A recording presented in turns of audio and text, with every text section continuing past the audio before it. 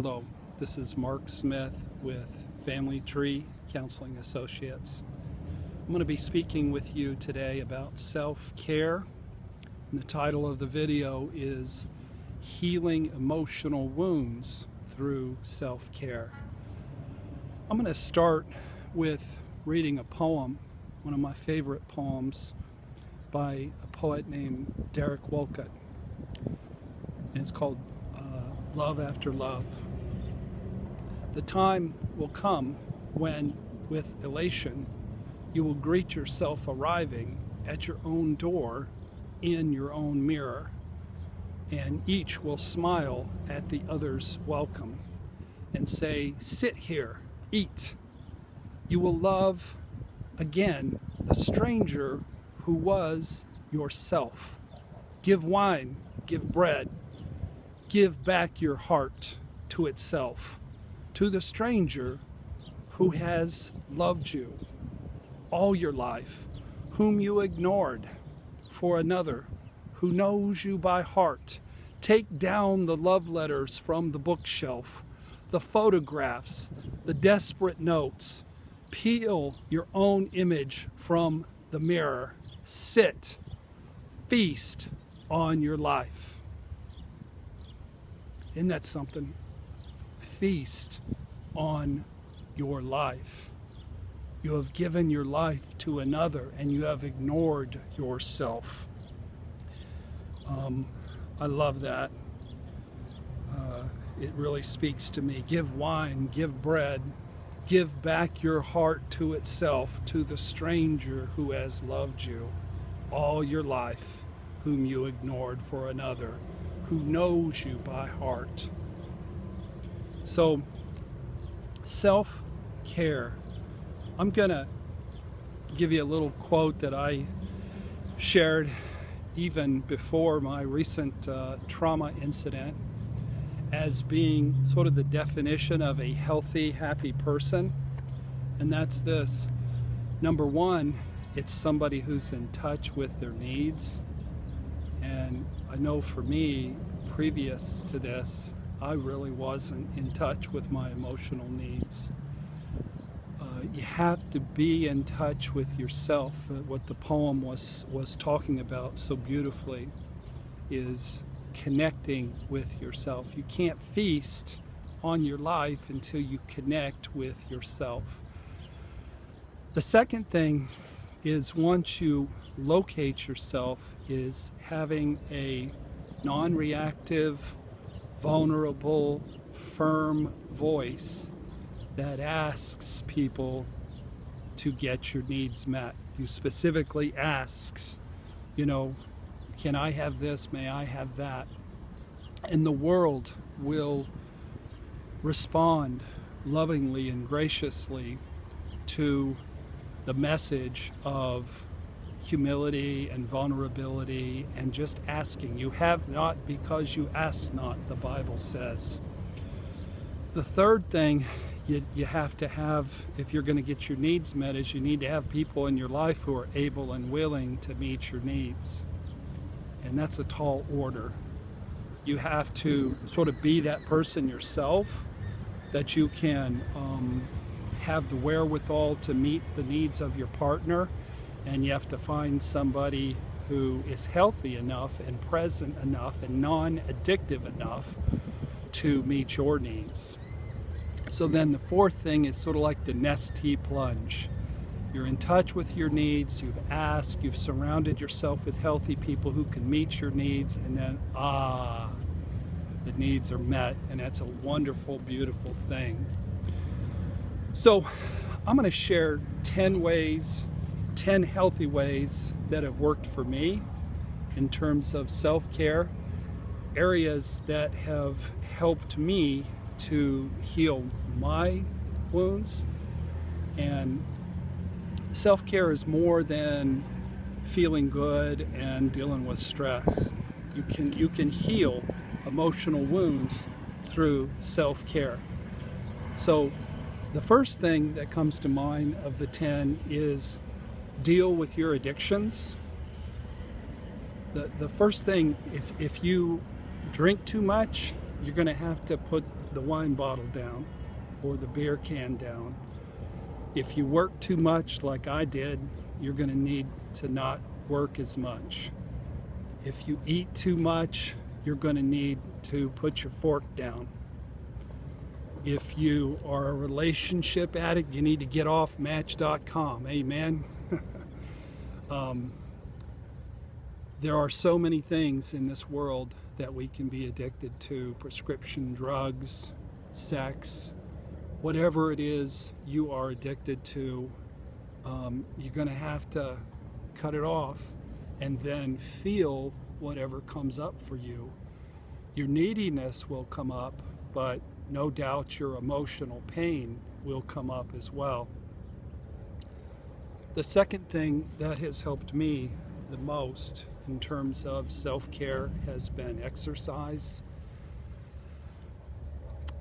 When I was in my work addiction and not present for myself and in a relationship with a sexual addict and oblivious, I maybe would play basketball once or twice a week. But since I've been really in strong self-care and recovery,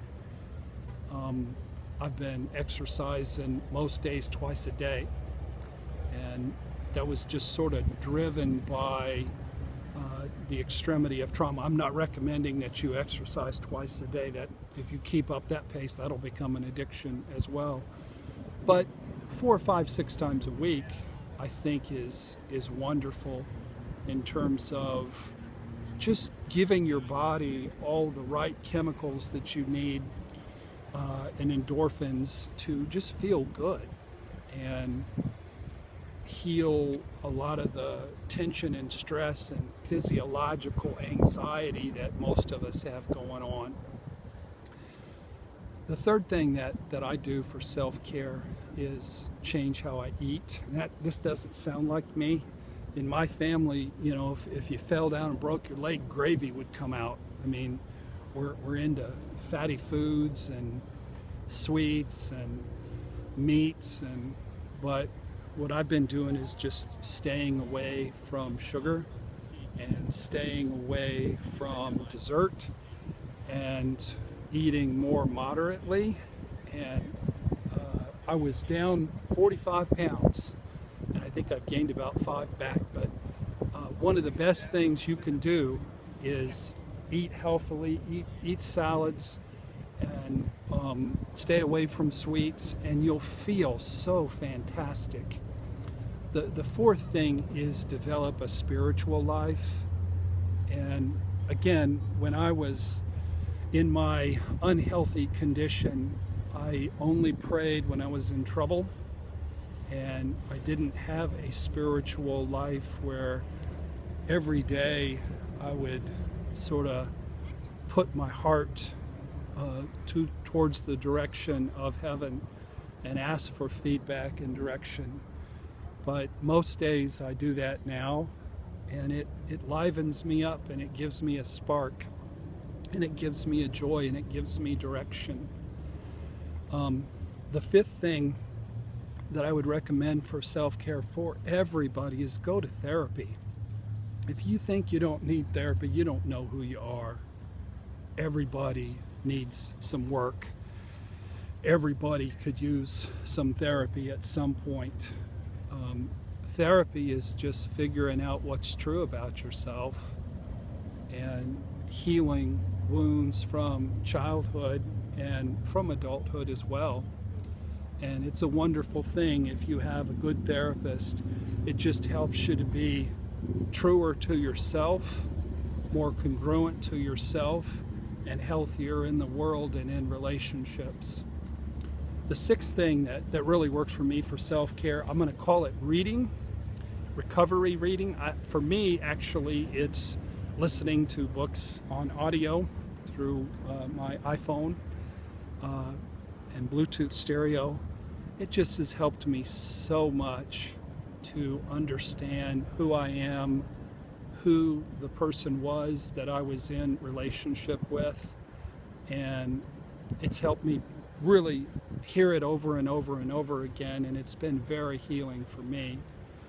So The next thing is writing. And in all three of these recent videos, I talk about writing, but writing your soul down is so healing. I can't recommend it enough.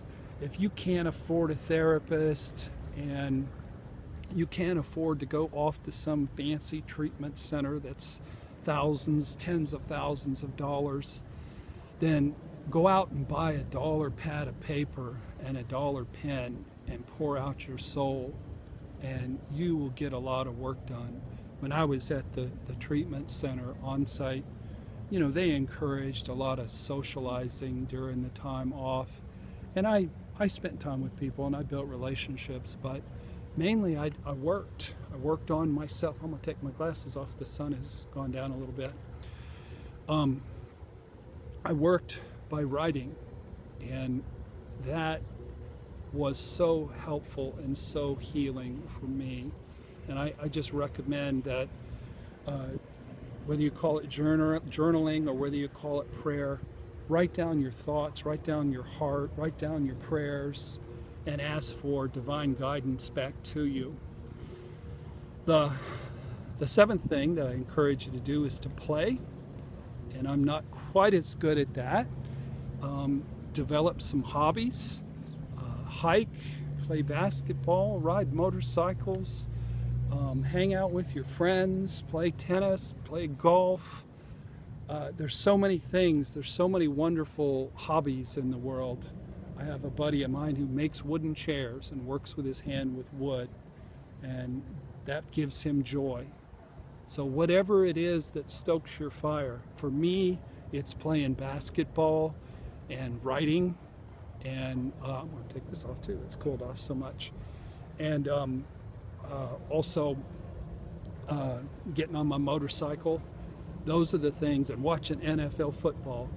But the next thing sort of goes with having fun and playing, and that is get lots of support from your friends. You know, develop a friendship network. Not that you're addictively doing that all the time.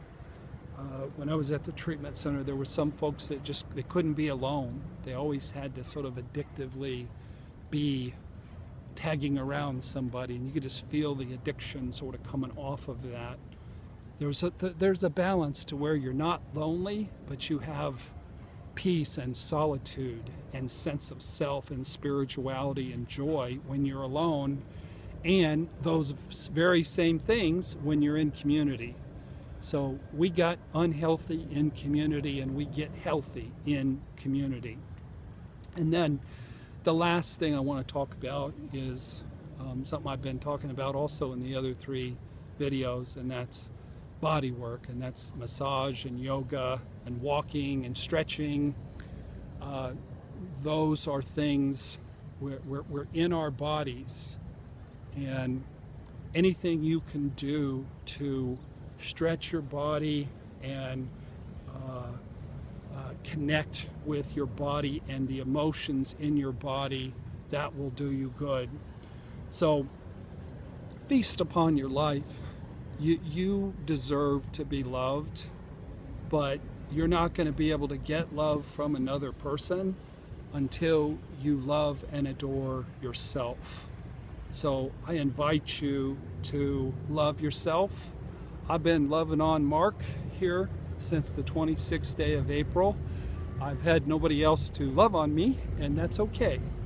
That's okay. I think perhaps down the road there will be somebody that God sends to me for that, but I'll be ready by loving myself, by eliminating addictive behavior, exercising frequently, eating healthily, having a healthy spiritual life, digging in deep in my therapy, reading recovery material, writing down my soul, playing and having fun and having hobbies.